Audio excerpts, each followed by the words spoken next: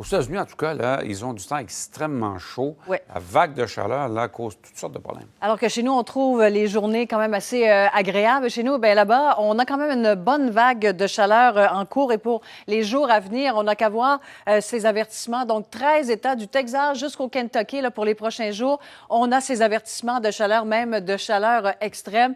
Et l'humidex qui pourrait atteindre 115 Fahrenheit. Ça, c'est 46. Ça commence à être assez inconfortable.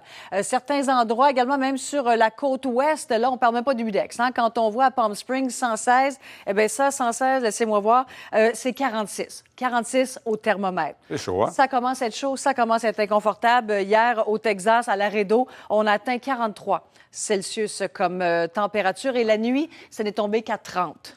30 la nuit, ça dort pas bien. On a établi un record là-bas. Je voulais vous montrer, Michel, cette photo fort sympathique. Ce petit jeune Nathaniel, hier, à Birmingham, en Alabama, on avait des températures tout près de 40. C'était son anniversaire. Il a pris ses sous, Michel. Il a acheté une glacière, des bouteilles d'eau et s'est installé une petite station d'hydratation pour les sans-abri.